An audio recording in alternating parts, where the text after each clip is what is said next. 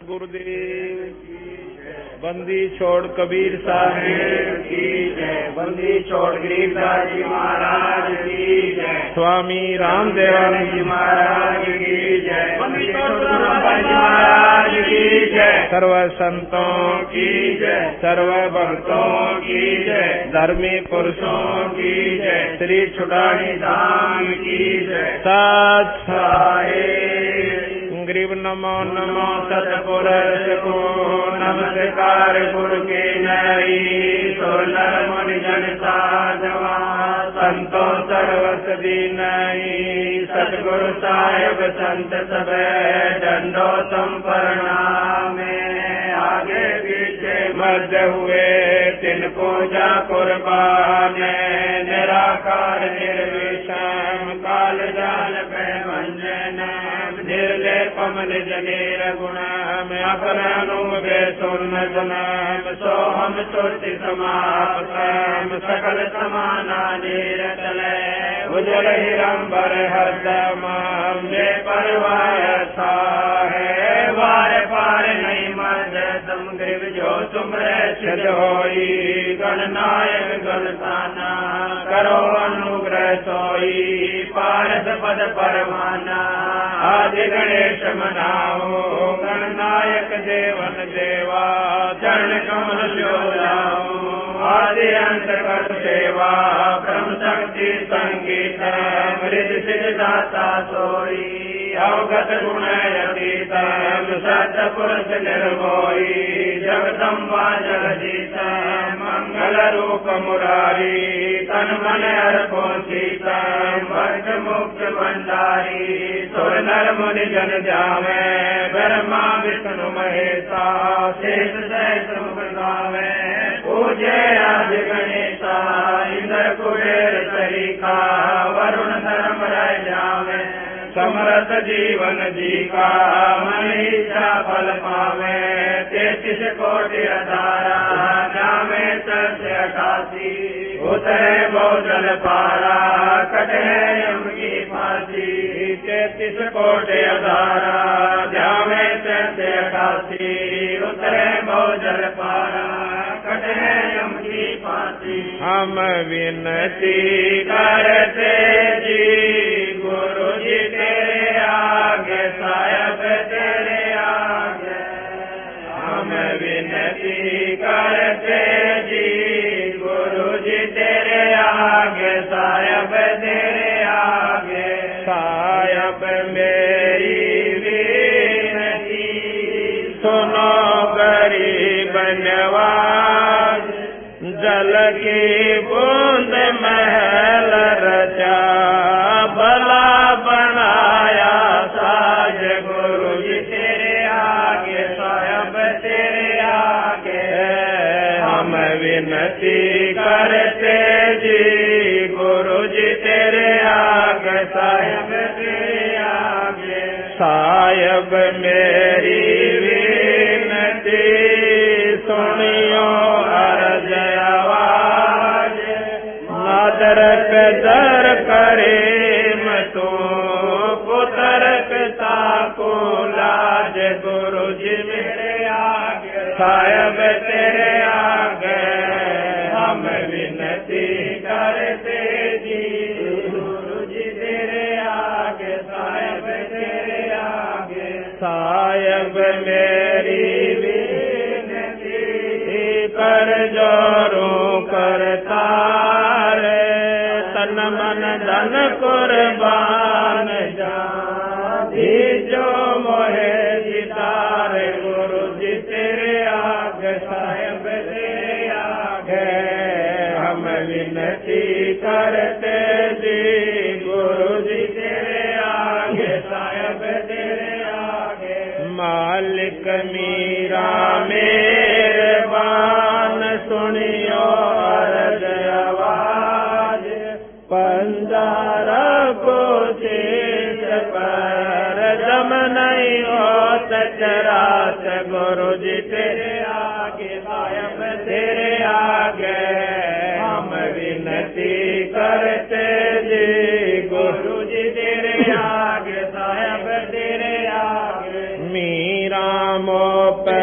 मेरे कर मैं आया तक श्याम समर्थ तुम्हारे आसरे बांधे जाम गुलाम गुरु जी तेरे आगे साहब तेरे आगे हम विनती करते जी गुरु जी तेरे आगे साहब तेरे आगे मैं समर्थ के आसरे दम कदम करता गफलत मेरी दूर करो खड़ा रहूं दरबार गुरु जी तेरे आगे साहब तेरे आगे हम विनती करते जी गुरु जी तेरे आगे साहब तेरे आगे अविनाशी के आसरे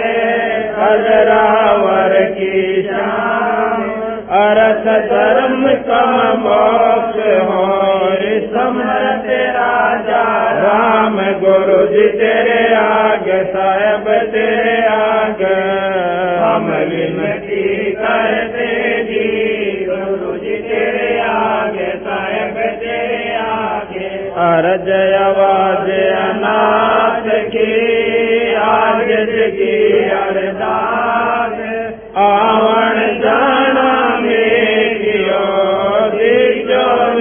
चल बात गुरु जी तेरे आगे साहब तेरे आगे हम विनती करते जी गुरु जी तेरे आगे साहब तेरे आगे अनंत कोट ब्रह्मांड का एक रति नहीं बार सतगुरु पुरुष कबीर है कुल के जन हार गुरु जी तेरे आगे साहब तेरे आगे हम विनती करते जी गुरु जी तेरे आगे साहब तेरे आगे जुगन युगन के बाप सब युगन युगन के मैं जानत है जगदीश तू जोर किए बद फैल गुरु जी तेरे आगे साहब तेरे आगे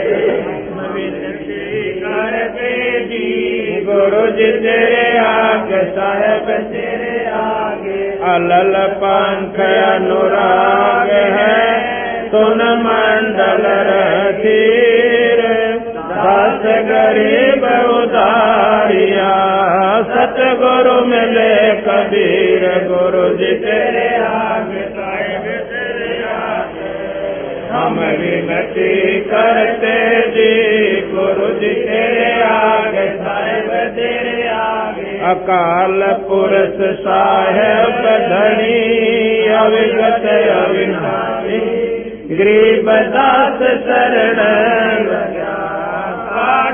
यम फांसी गुरु जी तेरे आगे साहब तेरे आगे हम विनती करते जी गुरु जी तेरे आगे साहब तेरे आगे अकाल पुरुष साहेब धनी अविगत अविनाशी गरीब दास शरण लगा काटो यम फांसी गुरु जी तेरे आगे साहब तेरे आगे हम विनती करते जी गुरु जी तेरे आगे साहब तेरे आगे मर उया पाठ पर काश बधाई मैं बाटू ये मारे होया पाठ पर काश बधाई मैं बाटू ये मारे आए साहब कबीर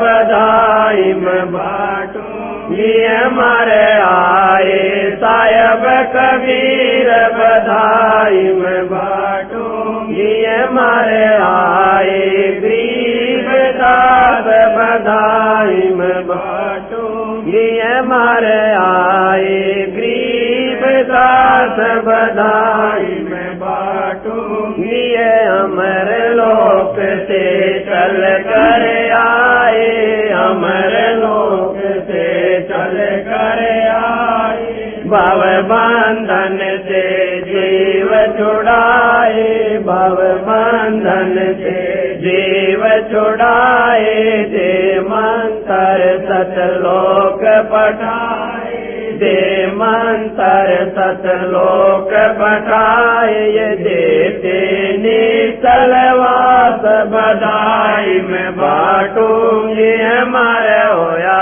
पाठ पर कास बधाई में बाटूंगी, पाप पुण्य को हर दम तोलू, पाप पुण्य को हर दम तोलू, घर घर में मैं कहती डोलू, घर घर में मैं कहती डोलू, दुश्मन मीत सभी से बोलो, दुश्मन मीत सभी से बोलो, तुम करियो अमन की ख्यात बधाई में बाटो, ये हमारे होया पाठ पर कास बधाई में बाटो, ये हमारे भगत महात्मा आवेंगे, हमारे भगत महात्मा आवेंगे, वो शब्द साहिब के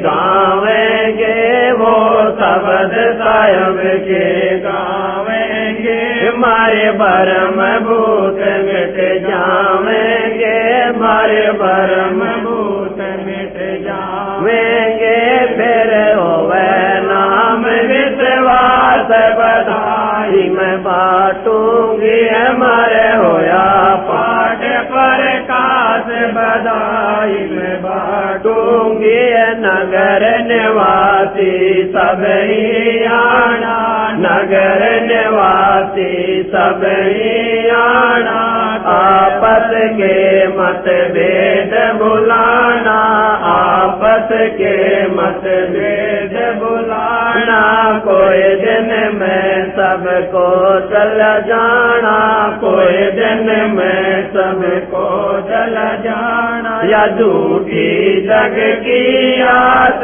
बधाई में बाटू, ये हमारे होया पाठ पर कास बधाई में बाटू, ये दुख मेटे और सुख का दाता, दुख मेटे और सुख का दाता, पूर्ण ब्रह्म है आप विधाता, पूर्ण ब्रह्म है आप विधाता, जब चावे चोला डर आता, जब चावे चोला डर आता, होया सुल्तानी कखवास बधाई में बाटूंगी, हमारे होया पाठ पर कास बधाई में बाटूंगी, काशी में के शोभन आया, काशी में के शोभन आया, सामन के घर भोग लगाया, सामन के घर भोग लगाया, सेऊ धड़ पर शीश चढ़ाया, सेऊ धड़ पर शीश चढ़ाया, ये काटे करम की पास बधाई में बाटूंगी, हमारे होया पाठ पर कास बधाई में बाटूंगी, ये जिस घर में ये होता पाठ जी, जिस घर में ये होता पाठ जी, उन भगतों के हो जा ठाठ जी, उन भगतों के हो जा ठाठ जी, भगति ने 12 बाट जी, भगति ने 12 बाट जी, जिनको लगी न भजन की प्यास बधाई में बाटूंगी, हमारे होया पाठ पर कास बधाई में बाटूंगी, स्वामी राम देवानंद गुण गाता है, स्वामी राम देवानंद गुण गाता है, संत राम बाल जी को समझाता है, संत राम बाल जी को समझाता है, भजन बिना नहीं सुख पाता है, भजन बिना नहीं सुख पाता है। चाहे पृथ्वीपति हो खास बधाई में बाटूंगी, हमारे होया पाठ पर खास बधाई में बाटूंगी। स्वामी राम देवानंद गुण गाता है, स्वामी राम देवानंद गुण गाता है। संत राम पाल जी को समझाता है, संत राम पाल जी को समझाता है। भजन बिना नहीं सुख पाता है, भजन बिना नहीं सुख पाता है। चाहे पृथ्वीपति हो खास बधाई में बाटूंगी, मरे होया पाठ पर खास बधाई में बाटूंगी। मारे आए साहेब कबीर बधाई में बाटूंगी, मारे आए साहेब कबीर बधाई में बाटूंगी। मारे आए गरीबदास बधाई में बाटूंगी, मारे आए गरीबदास बधाई में बाटूंगी। मारे होया पाठ पर खास बधाई में बाटूंगी, मारे होया पाठ पर खास बधाई में बाटूंगी। सत्साही परम पिता परमात्मा बंदी छोड़ भगवान कबीर साहब तथा वही स्वरूप उन्हीं के अवतार सतगुरु बंदी छोड़ गरीबदास जी महाराज की एक असीम कृपा हमारे ऊपर हुई है कि आज हम सत्संग के अंदर आए हैं। सभी शास्त्रों ने, सभी संतों ने इस बात का प्रमाण दिया है कि मनुष्य जन्म ये बहुत ही दुर्लभ है, अति दुर्लभ, महादुर्लभ। इसकी जितने भी हम संज्ञा दे सकते हैं वो थोड़ी है। उसके उपरांत मनुष्य शरीर जिस भगवान आत्मा को आज प्राप्त है, उसके पिछले जन्म जन्मांतर के जो पुण्य कर्म हैं वो बहुत ही शुभ थे, क्योंकि शुभ कर्मी प्राणियों को परमात्मा एक मनुष्य का शरीर देता है। मानव शरीर, स्त्री या पुरुष, ये दोनों मानव शरीर कहलाते हैं। अंग्रेजी में इसे ह्यूमन बॉडी कहते हैं, ह्यूमन बॉडी, मानव शरीर। और इसके बाद जो सत्संग प्राप्त करती हैं, जो हंस आत्माएं जो सत्संग के अंदर आ जाती हैं, वो उन शरीरधारी पुण्य आत्माओं से ज्यादा पुण्य आत्मा है, उनके ज्यादा शुभ संस्कार हैं। क्योंकि रामायण में भी लिखा है तुलसी साहब ने कि पुण्य पुंज बिन मिल ही न संता, पुण्यों के ढेर लागे बिना शुभ कर्मों की अधिकता ना हो जावे जिस प्राणी की, उसको संत समागम प्राप्त नहीं होता। जो भगवान आत्मा मनुष्य शरीर प्राप्त करती हैं वो तो है ही हंस आत्मा, क्योंकि उनको परमात्मा ने आत्म कल्याण करवाने वाली यूनिवर्सिटी में दाखला मिल चुका है। उनको ये ड्रेस मिली हुई है कि ये स्टूडेंट हैं। और जो इस यूनिवर्सिटी में आकर, कॉलेज में आकर भी उस उद्देश्य को भूल चुके हैं कि हम आए थे किस काम के लिए और कर क्या रहे हैं, तो अज्ञान आत्माएं हैं, वो अपने इस अनमोल अवसर को बर्बाद कर रही है। इसके लिए संतों ने सत्संग के माध्यम से हमारे इस अज्ञान अंधेरे को हटाने के लिए बहुत जगह जगह पर डंडोरे पीटे हैं, जगह जगह पर आवाज लगाई है कि हे भोली आत्मा, ये मनुष्य शरीर का मिलना कोई बच्चों का खेल नहीं है, और इसके तू क्या लाभ उठा रहा है।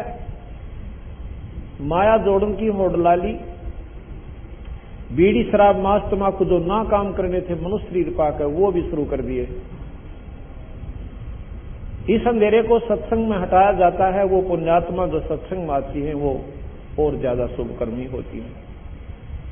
और सत्संग में सुनी हुई बातों को जो अपने जीवन में ढाल लेते हैं,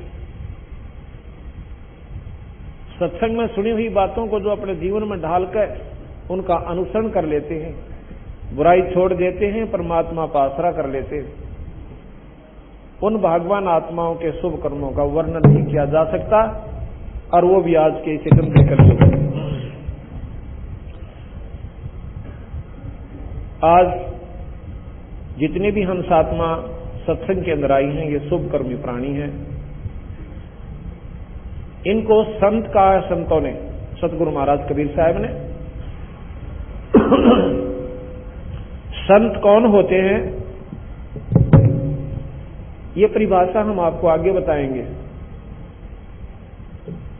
परमात्मा को चाहने वाली आत्मा वो संत आत्मा होती है, उन्हें हंस आत्मा कहते हैं।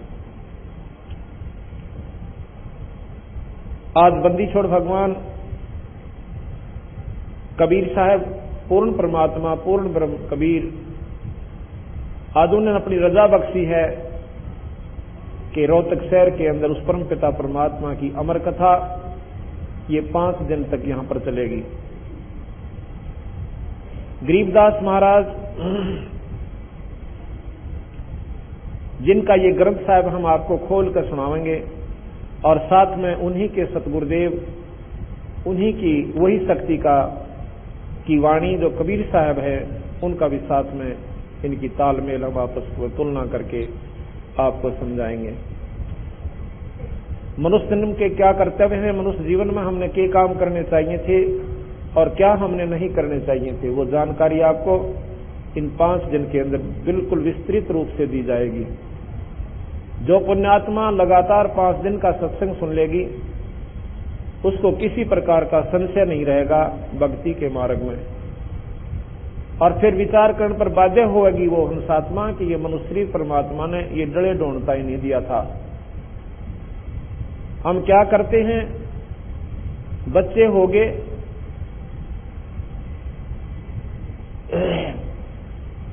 हम पहले स्कूल भेजते हैं अपने बच्चों को, उनका पालन पोषण करते हैं। प्रथम तो हमने ये चिंता की कि हमारा कोई रोजी रोटी का साधन बने।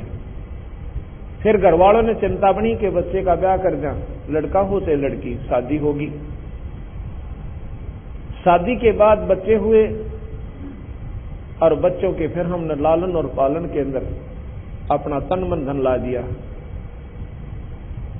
उसके बाद बच्चे जवान हुए, उनकी शादी कर दी। शादी के बाद मनोकामना हमारे मन में आई है, परमात्मा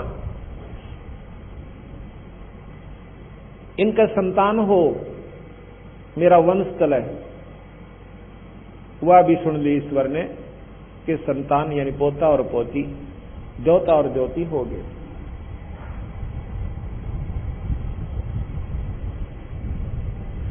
अब हमारा शरीर वृद्ध हो गया, इतना वृद्ध हो गया कि उठा और बैठा भी इच्छा अनुसार नहीं जा रहा, और अपने मन में हम फूले नहीं समा रहे कि हमारा जीवन सफल हुआ, क्योंकि मेरे 4 लड़के और 8 पोते और 6 जोते हो गए, और 4 पोती और 3 जोती। फूले समाते हैं, फूले नहीं समा रहे हैं कि वाह वाह मौज कर दी, जीवन सफल हुआ। संतों की दृष्टि से ये तो तूने निष्फल कर लिया, ये जो कुछ भी होना था तेरे संस्कार का आप पर हो रहा था, ये तो तू अपने आप में खुशी मना रहा है कि मैंने ये सब कर दिया। मां के गर्भ में जब बच्चा था बता देता कि इसमें लड़का है कि लड़की, अगर तू करने वाला है तो।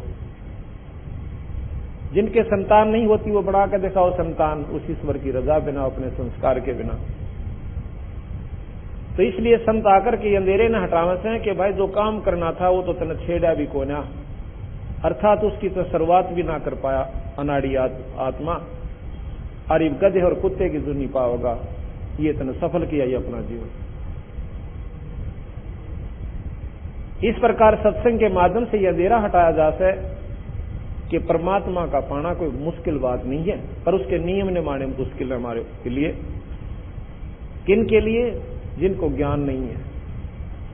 परमात्मा के पाने के लिए कोई घर त्याग कर जंगल में जाने की आवश्यकता नहीं बताई, किसी भी संत ने नहीं कहा, और ना ही किसी प्रकार की गुफा में बैठने की आवश्यकता, ना धोने लाने की। परमात्मा के पाने का एकमात्र साधन सभी शास्त्रों ने प्रमाण दिया है,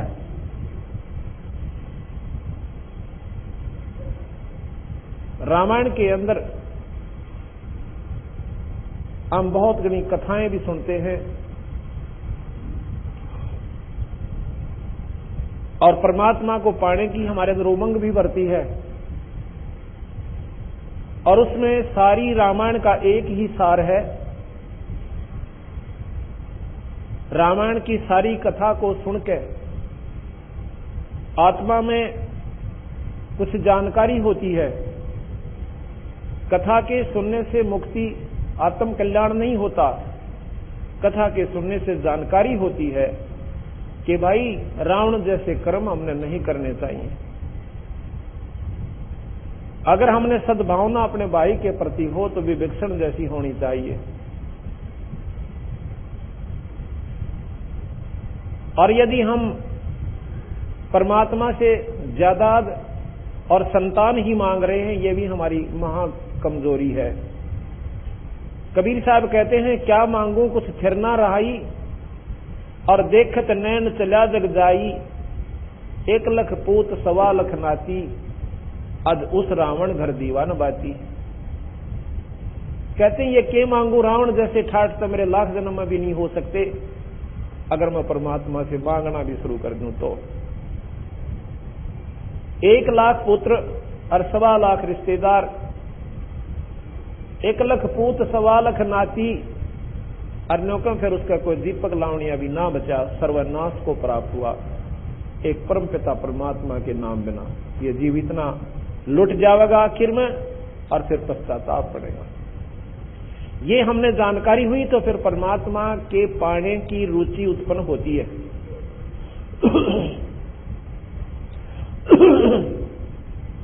फिर हमारे मन में क्या होता है, क्या आता है कि भाई परमात्मा ने तो पाने के लिए सबके में छोड़ छाड़ के और घर त्याग कर बाहर चलना चाहिए। आड़क होनी, यहां बात नहीं बन सकती।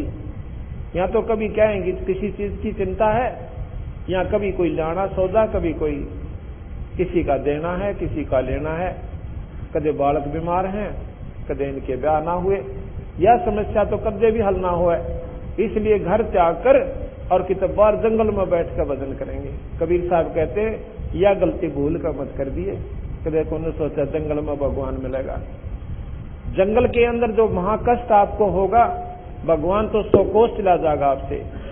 मच्छर खावेंगे, दांत लड़ेंगे, सांप का डर सतावेगा, कभी शेर दाड़ जाएगा तो दिल थर थर थर्रावेगा। ऊपर तो बारिश पड़ेगी, सारा बैठा बैठा कांपेगा, और सर्दी का जो पीड़ा होगी तो भगवान तो 100 कोस चला जाएगा बावड़े, कभी इस गलती में जाकर बैठे। परमात्मा को पाना है तो इसी में पाना पड़ेगा, अपने घर में ही रह करके ईश्वर प्राप्ति आप कर सकते हो। वो साधन क्या है कि कलयुग केवल नाम आधारा, और सुमर सुमर नर उतरो पारा। इस सारे का निचोड़ तुलसीदास जी ने एक ही श्लोक में दे दिया। अब हम पढ़ें गीता, पढ़ें हम रामायण, लेकिन इस मंत्र पर ध्यान नहीं देते। हम क्या सोचते हैं कि परमात्मा को तो वो लोग पा सकते हैं जो जंगल में ढूंढने लाए बैठे,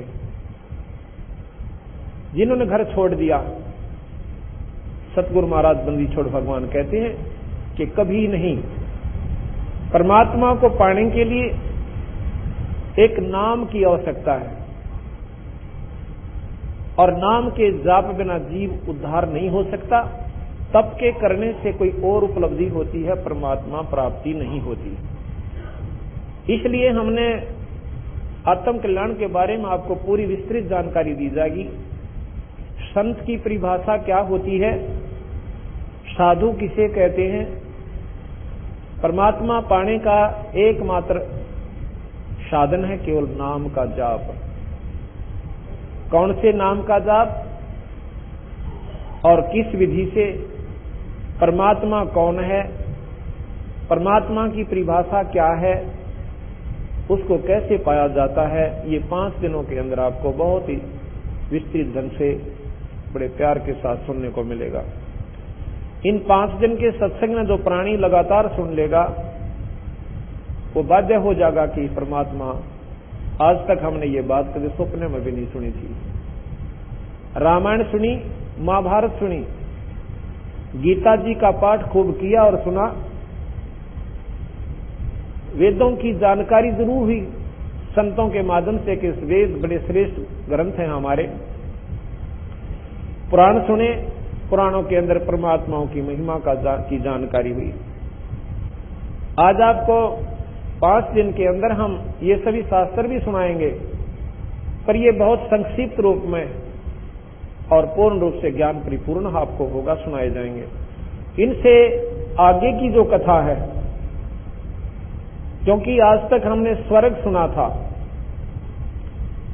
जितने भी ग्रंथ, जितने भी पुराण शास्त्र संत हमारी जो संपर्क में आए थे, हमने स्वर्ग से ऊपर कोई शब्द नहीं सुना था।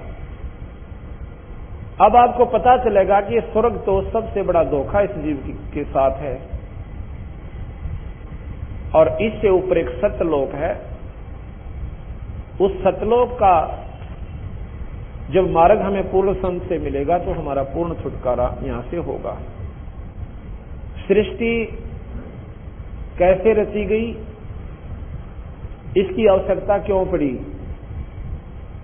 यहां पर कोई भी प्राणी सुखी नहीं, दुख का पहाड़ जीव के ऊपर हरदम टूटा रहता है। आज जो प्राणी सुखी नजर आवत है और कल ना जाने के बिजली पड़ जा, कोई एक्सीडेंट में परिवार का सदस्य चला गया, कोई बीमारी के कारण मर गया, किसी की टांग कट गई। इस प्रकार हमारे 1 सेकंड के अंदर ना बेरा के कहानी यहां पर बीत जावे, और हम फिर भी नो ना सोचते कि हम आए कि किस कारण थे यहां पे। आप जंगल में रात्रि के समय जंगल में जाकर देखो एक बार, कितना भयंकर स्थान है ये। कालजे की धड़कन नहीं रुके सारी रात, कितना शेर बोल रहे हैं, कितना रीछ चंगाड़ रहे हैं, कहीं सांप का डर हो रहा है। और हम अपनी बहन बेटियों को भी किसी स्थान पर दिन में भी नहीं भेज सकते, ऐसा गंदा लोक है ये। यहां पर हमने एक पुलिस बनाई, एक महकमाचार किया अपनी सुरक्षा की खातिर, ताकि हमारी इज्जत बची रहे, और सीमा की सुरक्षा के लिए हमने सेना तैयार करी। एक राजा चुना कि तू हमारी रक्षा कराकर हम अपना पेट भर लेंगे, हम तुझे टैक्स दिया करेंगे, ताकि ये कुछ समय हमारा ठीक ढंग से व्यतीत हो जा। अगर ये व्यवस्था हम ना करें, या पशु से भी बदतर जीवन इस मनुष्य का हो जाए। सर्दी आती है, इतनी आवा है कि कितना मकान बना के रजाई लेकर मोटे वस्त्र हमने धारण करके अपनी जान बचानी पड़ती है। गर्मी आती है तो कूलरों का भी प्रबंध करके इस 5-7 के पुतले को हम सुरक्षित रख पाते हैं। बरसात आती है, फ्लड का बाढ़ की बाढ़ आ जाती है, और गांव के गांव उजड़ जाते हैं, हजारों व्यक्ति मर जाते हैं। ऐसे गंदे लोक में आकर हम फिर भी यहीं पर सुख ढूंढने की कोशिश कर रहे हैं। संत ये बताना चाहें, भाई ये तो दुख का कहर है ये लोग, या ना तो रंग सुखी। गरीब आदमी ने सोचा यो पैसे वाला व्यक्ति गणाए सुखी होगा, जिसके पास कार और कोठी है। आज जिसके पास कार और कोठी हो, उनसे एक बार मिलकर देखियो जाके, उनके दुख सुनकर अपने को भी रोना आ जाएगा, इतना घर उसके घर में कैर पावेगा। कोई आज सुखी है तो कल हो सकता कुछ भी उसकी गेला।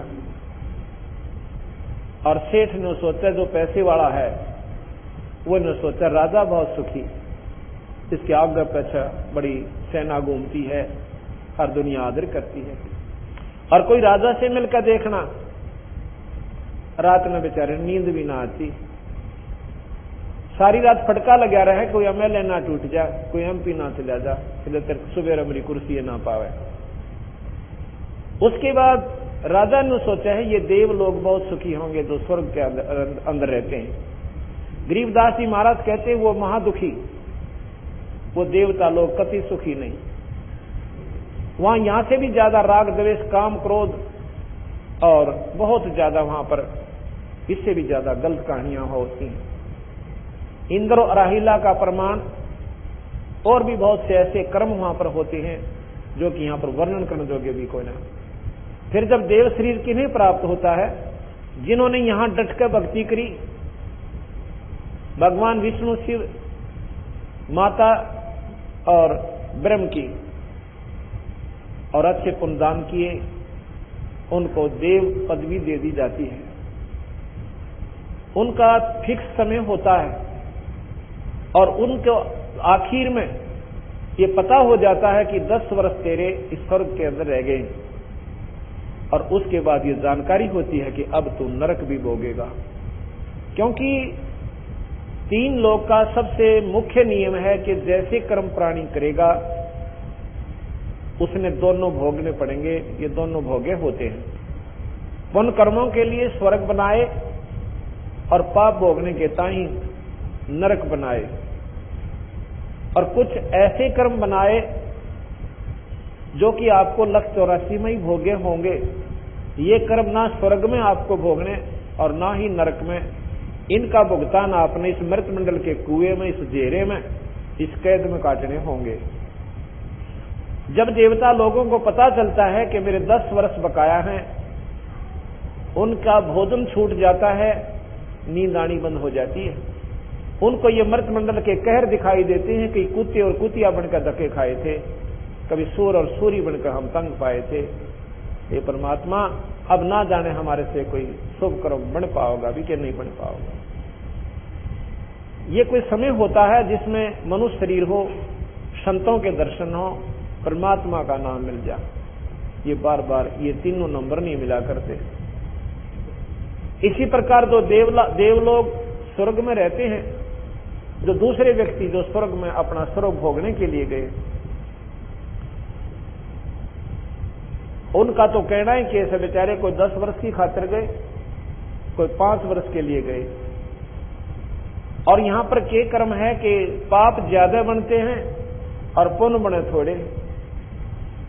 पुण्य तो स्पेशल विधि से करना पड़ता है, कोई कथा का अनुष्ठान करवाना पड़ता है, कोई यज्ञ धर्म करना पड़ता है, संतों का समागम करवाना पड़ता है, जबकि तो साल भर में एक पुण्य हम कर पाते हैं। और पाप यहां पर पृथ्वी ऊपर पगजो धारे और करोड़ जीव एक दिन में मारे। इतने मुंडे क्रम हमारे ऊपर आप बनते रहते। तो स्वर्ग थोड़े दिन, नरक ज्यादा दिन हमें भोगना पड़ता है। अब वो स्वर्ग के देव क्या समझते हैं कि देवराज इंद्र को बहुत सुख है, और जो स्वर्ग के अंदर प्राणी हमारी तरह जैसे हम प्रजा हैं, वो ये सोचते हैं कि भी देवता गणे सुखी। और देवता कहते हैं कि देवराज इंद्र यानी स्वर्ग का राजा बहुत सुखी है। और स्वर्ग के राजा की बिरान माटी दुर्गति कबीर साहब ने गरीबदास जी ने बताई कि के बनता है उनके संग में आखिर में। एक समय बताते हैं मार्कंडे ऋषि तप कर रहा था और काफी वर्षों तक साधना कर रहा है। इंद्र को 2 चीज अच्छी नहीं लगती, एक तो कोई यज्ञ ना कर ले और दूसरी कोई तप ना कर ले, कहीं तेरी गद्दी ना चली जा।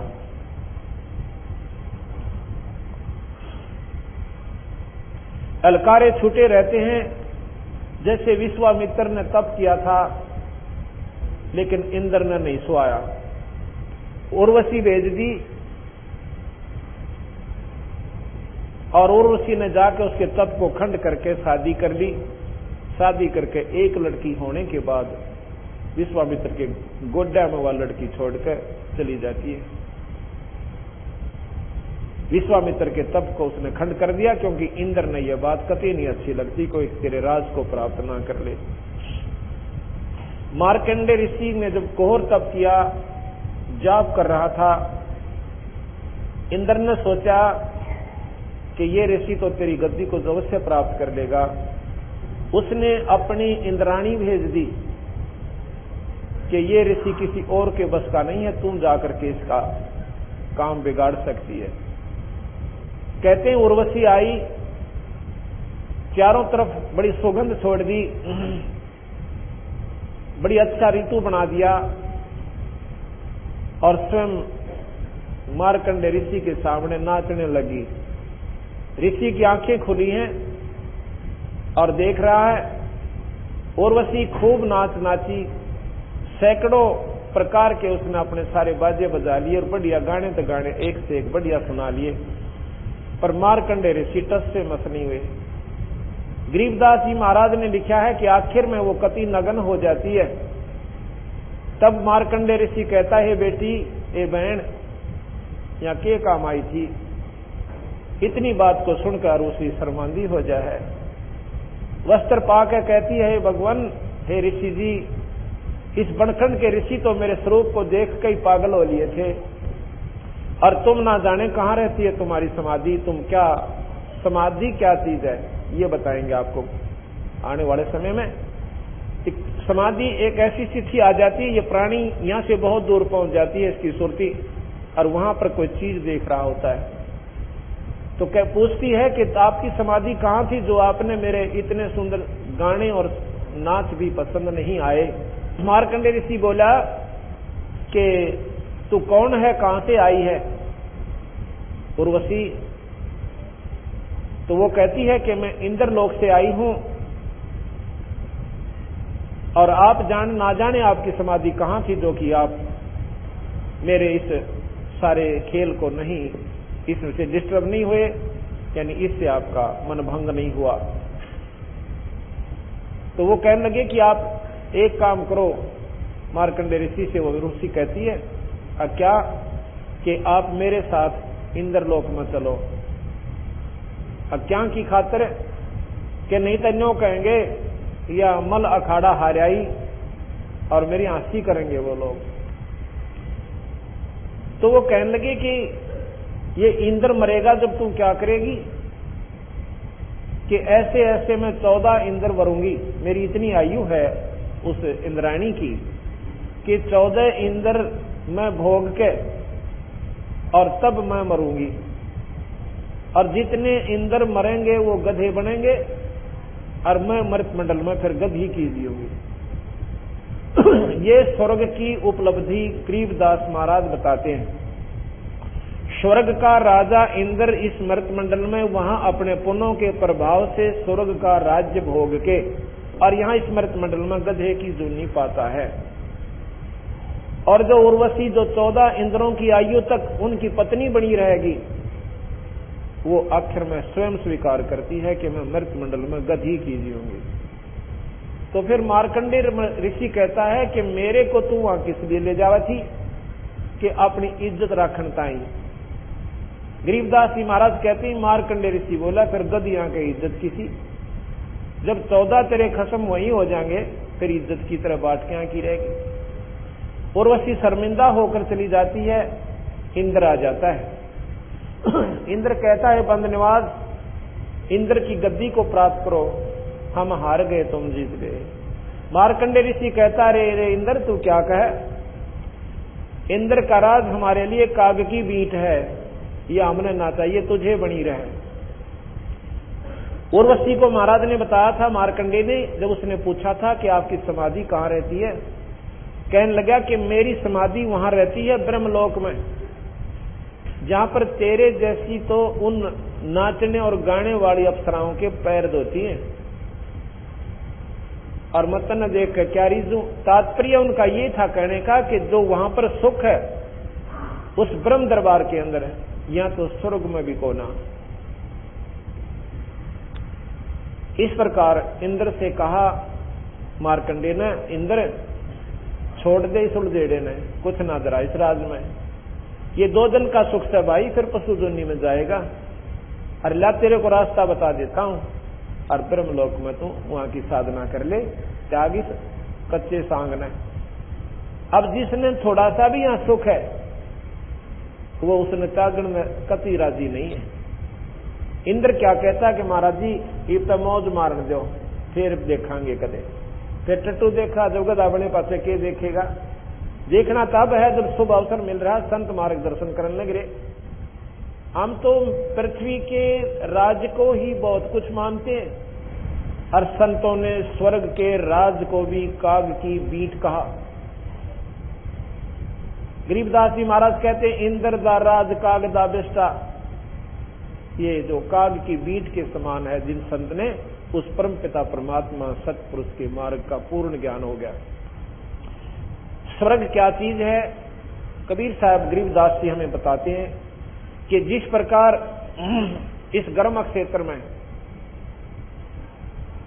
10 महीने काम किया और 5-7 हजार रुपए बचाए, उन 5-7 हजार रुपयों को लेकर के शिमला चले गए साहूकार लोग, क्योंकि जिनकी पूंजी बच जाती है आवश्यकता से ज्यादा वो साहूकार कहलाते हैं। और शिमला चले गए 2 महीने लुआ के पहले वहां पर काट कराते थे। अब तो घर घर कूलर हो गए और एयर कंडीशन भी लाग गए, पहले नहीं होते थे। और एयर कंडीशन भी वो ला सकते हैं जिनके पास पैसे ज्यादा हैं। तो वहां चले गए जी, वहां पर सारी जो है खाना पीना, होटल में या धर्मशाला के अंदर रहना, वो सब किराए पर मिलता है। उस 10-5 हजार की पूंजी ने वहां समाप्त करके मुंह लटका के वापस अपने कर्म क्षेत्र में ये प्राणी फिर आ जाता है। और फिर 10 महीने फिर मेहनत करो, लाल पीले हाड करो, और 5,000 रुपये कमा के फिर 2 महीने फिर मौज मारो। तो गरीबदास महाराज कहते हैं, ये रहट का कुआ लोई या गलबंजा है सब कोई, ये कीड़ी कुंजर और अवतारा, इस हर डोर बंधे कई बारा। ये तो कैमना स्वर्ग होया भाई। अब 10 महीने तो यहां लाल पीड़ा होना और 2 महीने अपनी मौज मारे। जैसे बड़े रेस्टोरेंट में आप चले जाइए, 5-7-10 हजार रुपये ले जाइए और 2 दिन में आपका झाड़ का पल्ला उल्टा आ जाइए, जो मांगोगे वो मिलेगा। तो वो होटल है उन साहूकारों के लिए जिन्होंने यहां पर पुण्य कमा लिए, वह जाते ही सब स्वर्गवासी प्राणियों के पुण्य जमा करा लिए जाते हैं। वो सारी पूंजी वहां पर उनके बैंक में जमा हो जाती है, इंद्र के पास। और फिर कहते हैं, ये कल्पवृक्ष, ये कामधेनु, जो चाहिए सो खाओ पियो और मौज मारो।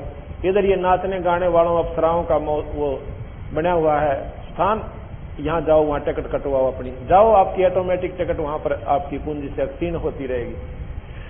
कल्पवृक्ष ऐसा पेड़ है कि जिसके नीचे बैठकर ये प्राणी जो भी कल्पना मन में करता है वही उसको उपलब्ध हो जाती है। कामधेनु ऐसी गाय है, जो उसे मांगता है उसे तुरंत मिल जाता है, खाने का पीने का कितना अच्छा मोहन भोजन हो। लेकिन बंदी छोड़ महाराज कबीर साहब कहते हैं, भाई पूंजी या गांठ तेरी कटन लाग रही, सकते कौन सोचा अकूब स्वर्ग में वैसे मुफ्त में मौज मिल गई। और जब वो पूंजी समाप्त हो जाएगी, अल्टीमेटम आ जाएगा कि तेरा 5 साल की या 10 वर्ष की बाकी रह रही है स्वर्ग के अंदर उपलब्धि, यह आपका जो स्थायी स्थान है 5 वर्ष या 6 वर्ष का बकाया है। फिर इसकी गीबंद है, अको कट्या रोग भाई, ये फिर उस बाड़े में जाना मर्त मंडल के में, और ना बेरा वहां कर्म बने, शुभ या ना बने। उसके दौरान एक और उनको पता होता है कि इसके बाद भाई नरक में भी जाना पड़ेगा, क्योंकि पुण्य थोड़े बनते हैं, पाप घने बनते हैं, ये दोनों भोगने पड़ते हैं। जैसे हम तीर्थ पर जाते हैं, क्यों जाते हैं? कोई स्वार्थ लेकर, कोई तो अपने घर में सुख चाहने के लिए, कोई पुत्र प्राप्ति के लिए, या अन्य कोई साधना मन में संकल्प करके जाते हैं, या कोई बिल्कुल ही अच्छे साधक हैं, वो आत्म कल्याण के लिए है, तो स्वार्थी। जब हम यहां से चले, मान लो हम गया जी जाते हैं,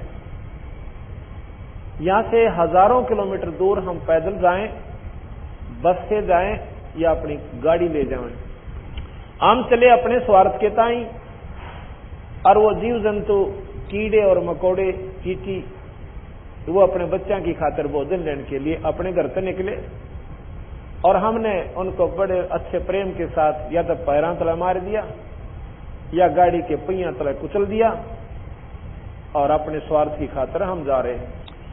तो यहां पर दोनों कर्म लगते हैं इस प्राणी को, पुण्य और पाप। जैसे जमींदार खेत में फसल तैयार करता है, फसल तैयार करने के लिए सारा वर्ष लाल पीला बन जाता है, वो पहले उसकी गुड़ाई करता है, घास झाड़ झंखाड़ पैदा हो जाते हैं, और वही फिर उसको समय आने पर बीजता है। बीजने के बाद खाद और पानी की पूरी व्यवस्था उसने करनी पड़ती है। पौ के महीने में, जनवरी के महीने में, और खेत में पानी का वार हो जाता है, नंबर आ जाता है, रात्रि का समय हो और जनवरी का महीना हो, वो जमींदार अपनी फसल की तैयार करने के लिए, पानी देने के लिए उस जमीन में रात को भी जाता है। उस समय हमारे को मकान के अंदर रजाई का प्रयोग करना पड़ता है और हीटर की भी आवश्यकता पड़ जाती है। उस समय वो जमींदार अपने गोड्या ताई धोती संगवा कर हर पो के महीने में, हर रात के समय में, हर गोड्डे पानी में जाकर खड़ा हो जाता है, और जब जाकर के कितने उसको फसल प्राप्त होती है, इतनी मेहनत करके और इतना पैसा पहले लगा के जब उसको वो फसल उपलब्ध होती है, और अगर वो उस खेत में बोआबाई ना करे तो उसमें झाड़ जंखाड़ा उग जाएंगे, वह खेत दिखाई भी कोई ना दे। इसी प्रकार पुण्य करने के लिए हमने 2 पैसे धर्म पर लगाने पड़ेंगे, संतों से प्रार्थना करनी पड़ेगी, हमारे घर पर दर्शन देना भगवान, उनकी सेवा करनी पड़ेगी, फिर धर्म के ऊपर पैसा लगाना पड़ेगा, जब जाके आपका पुण्य बना और पाप बन गया आप पर। इसी प्रकार आप तीर्थ को चले पुण्य कमान के ताई। मान लीजिए आपने तीर्थ का एक फल मिला और उसके दुष्परिणाम आपको 1000 हो गए, दोनों भोगे होंगे। कोई न सोचे कि कर्म कट जाएंगे, कभी नहीं। भगवान राम ने बाली को मारा था त्रेता युग में, और द्वापर युग में वही भगवान विष्णु कृष्ण बनकर आए, और उस बाली के मारे हुए का बदला द्वापर युग में देना पड़ा। क्यों मारा? अपने स्वार्थवश बाली को मारा था, क्योंकि सुग्रीव से उन्हें सहायता लेनी थी। तो ऐसे किए हुए पाप जब भगवान ना भोगने पड़े तो आम जीव कैसे बच सकता है? कोई बहका रहा हो कि ये मंत्र जाप कर ले, इससे ये पाप कट जाएंगे।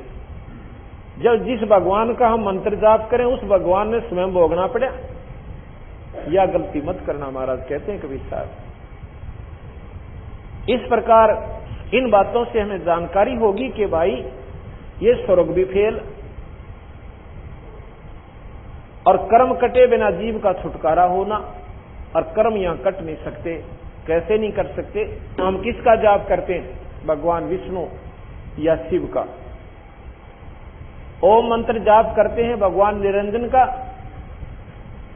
इन मंत्रों से कर्म नहीं कटे, आपके शुभ कर्म बढ़ जाओगे और पाप न्यो के न्यो रहेंगे, आपने दोनों भोगने पड़ेंगे, ऐसा महाराज ने बताया है। तो अब हम आपको गरीबदास महाराज की वाणी का पहले उच्चारण करेंगे और फिर धीरे धीरे आपको ऐसे स्थान पर लाकर छोड़ेंगे कि आप जो आज तक ना सुनी थी उन कथाओं को सुनकर एक बार तो हो सकता मन यो थोड़ा सा डगमग होगा, पर गुंजाइश नहीं रहेगी इसको डगमग होने की अगर ध्यान से सुनोगे तो। अगर ध्यान से नहीं सुनोगे तो डगमग हो रहा है, इसने करना कुछ को ना, और ना इस प्राणी ताई करने देना, उल्टे काम न राजी होकर करे और सुलटे पर ला दे, 36 आंट बना कर बैठ जाएगा। अगर नहीं और बुरे कर्म मन माने 100 कोस पर जाकर कर आवे और शुभ काम के लिए पड़ोस में सत्संग सुनने ना आवे। जब नो कहेगा सो जाने के रखा सत्संग में, रात में देर तो आया था, थक गया था, सुबह जल्दी उठना है, रात में जाग गया तो बुखार बन जाएगा। और बंदी छोड़ कहते हैं गधा बने पाछा, फिर ना तो 1 मिनट की फुर्सत मिले। सुबह जोड़ेगा कुम्हार और 50 फुट के पुजाए पाप में चढ़ना पड़ेगा, नीचे ते कतीट ले जाएगा और ऊपर जानते उन नतारते पक्की भर देगा, फिर करना रेस्ट वहां पर। परमात्मा के नाम में तो रेस्ट हो गया और उल्टे काम कितने कर ले। एक पड़ोसी आकर कह दे चल फलानी जगह सिनेमा देख के आऊंगे, रिश्तेदार आ जा, फिर वो आलस भी खत्म और फिर आरण की भी डर को ना, उसके बेल मन मन वहां जा खड़ा होगा। तो ये मन पक्का हमारा दुश्मन है, ये स्वयं निरंजन है, ये काल है, शुभ कर्म पर जीवन नहीं लगने देता और बुरे कर्म इस पर कितने करवा ले, कति हार नहीं मानता। दारू पीवे सत्यानाश कर लेते हैं घर का, फिर भी हरकत नहीं मानते। राम के नाम पर धर्म के काम पर 2 दिन आ जाएंगे, तीसरा दिन कहेंगे बात तो टाड़ा कर दी। क्यों कर दी? तुमने नहीं कर दी, वो पाप कर्म अड़ गया आपके सामने। तुलसी पिछले पाप ते हरि चर्चा ना भावे, भाई जैसे जोर के बेगते या भूख विदा हो जाए। बीमार आदमी ने जिस प्रकार भोजन अच्छा नहीं लगता, जबकि 3-3 बार खाया करता रुचि से, और जितनी बार भी खाता था उससे भी ज्यादा बढ़िया भूख लगा करती। और आज वो नहीं खा रहा, एक टूक भी नहीं अंदर जा रहा, और किशमिश को भी नोका है ये कड़वी लगे, तो उसको बुखार का प्रभाव बहुत ज्यादा हो लिया। इसी प्रकार जिन प्राणियों के ऊपर पाप कर्म ज्यादा प्रभावी होते हैं, उन ये राम नाम की मनुखादा नीम जैसी कड़वी लगती है। और जिन प्राणियों का ये बुखार उतर लिया, पाप कर्म हल्के हो गए, वो सत्संग को सुनने के लिए 50 किलोमीटर चले जाते हैं, क्योंकि उनको वो इतनी मीठी लागे। क्योंकि मीठी तो वो पहले भी थी, पर वो हमारे पाप कर्म इनको मीठी लगन नहीं दे रहे थे, अच्छी नहीं लग रही थी। जिस प्रकार बीमार आदमी ने मनुखा दाख ने कहता है कि दर्दे मैं नहीं खा सकता, मुझे नहीं अच्छी लगती, क्या मनुखा दाख अच्छी नहीं लग सकती? पर वो झूठ वो भी नहीं बोल रहा, वो ठीक कहता है कि भाई मेरे बस का नहीं, मैं नहीं खा सकता। लेकिन उसका इलाज क्या है कि कैप्सूल खाओ, उससे भी कड़वे, और जब बीमारी काटेंगे। अब हम गाने गान लाग जाए, तुम सारे राजी हो जाओगे, 20 साल और बुला के लाओगे, और नाचन लाग जाएंगे तो और सब देश इकट्ठा हो जाएगा, और ये कड़वी कड़वे कैप्सूल दूंगा तड़का 2.5 आदमी आओगे, और इनके खाए बनाइए पाप नहीं कटे। कबीर साहब कहते नाचे गाए किने ना मिलिया, जिन मिलिया तिन रोए। सत्संग सुनेंगे और ये कड़वी कड़वी बात जाके अंदर हमारे दवाई का काम करेंगी, ये आत्मा फूट फूट कर रोएगी उस परमात्मा के लिए, ये तड़फ उठेगी, जब जाकर के भक्ति प्रवेश होगी। आदि पुराण गरीबदास महाराज ये कति अनपढ़ थे, पहले थोड़ा सा विवरण इनके बारे में दे देता हूं। गरीबदास महाराज छुडानी में हुए। छुडानी एक छोटा सा गांव है, पहले झज्जर तहसील हुआ करती थी, अब जिला हो गया। अब झज्जर जिले में छुडानी एक छोटा सा गांव है, उसमें गरीबदास महाराज नाम के एक पूर्ण परमात्मा सत्पुरुष अनंत कोटि ब्रह्मांड के भगवान के अवतार हुए। जैसे 3 लोक के परमात्मा विष्णु जी के अवतार भगवान रामचंद्र जी और भगवान कृष्ण आए, इसी प्रकार उस पूर्ण ब्रह्म परमात्मा अनंत कोटि ब्रह्मांड के भगवान के अवतार सतलोक से कबीर साहब और वही शक्ति दोबारा गरीबदास रूप में आई। गरीबदास जैसे हमने जात की फीत ला रखी है, वैसे तो भगवान के दरबार में जात नहीं है, एक जात से हमारी मनुष्य जाति है, हमारी मानव जाति। लेकिन ये समाज अपनी फीत लगाए बैठा है, तो उस फीत के अनुसार वो जाट जाति में थे। उनके पिताजी करौथा गांव के रहने वाले थे। ये यहां से सारा 13 किलोमीटर की दूरी पे गांव करौथा पड़ता है। 12 किलोमीटर दूरी पर। बलराम जी धनखड़ नाम के एक जाट, वो ब्याह रखे थे छुडानी में। उनके ससुर के यहां जमीन बहुत ज्यादा थी, 2,500 बीघा, वो बड़े बीघे जो कि 3.25 बीघा का होता है जमीन थी।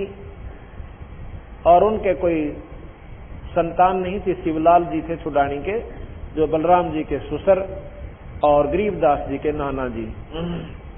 गरीबदास जी महाराज का कोई मामा नहीं था। उनकी माता का नाम श्रीमती रानी देवी था, रानी का कोई भाई नहीं था। तो शिवलाल जी ने अपने जमाई बलराम जी को घर पर रहने की प्रार्थना की। उन्होंने बहुत मना किया, अगर नहीं, पहले इस बात को बहुत बुरा माना करते थे कि जमाई ससुराल में रहे, बहुत ही बुरा मानते थे, कतई नहीं रहा करते थे। लेकिन ज्यादा आग्रह करने से उसकी सास भी रोने लगी, बेटा हमारा और कौन रह गया, एक तो लड़की, और फिर मारा यहाँ पर इसने संभाला कौनगा। तो घर वालों ने भी, क्रोथे वालों ने भी, उनके माता पिता ने, बलराम जी के ने और भाइयों ने कहा कि भाई ठीक बात है कि कोई बुरी बात नहीं है, और संभाल ले, वो भी अपना ही घर है। जब संपर्क हो गया, रिश्तेदार कोई दूसरे थोड़े होते हैं। ऐसा उनका ज्यादा आग्रह करने से बलराम जी वहां रहने लगे तो इतने शर्माया करते थे कि खेत में रहते घर मानते को ना। कहते हैं वहां 12 वर्ष जब उनको रहते को हो गए, जब गरीबदास महाराज की उत्पत्ति हुई। 12 वर्ष के बाद वहां गरीबदास जी जब बाद उत्पन्न हुए, तो गरीबदास महाराज सन 1717 में, विक्रमी संवत 1774 में, बैसाख उतरते की पूर्णिमा के दिन वो परम पिता परमात्मा का अवतार हुआ।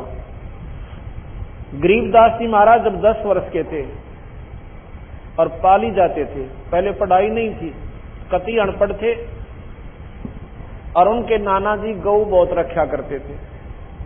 उन गऊओं का वो गरीबदास, उनका नाम गरीबूदर रखा था।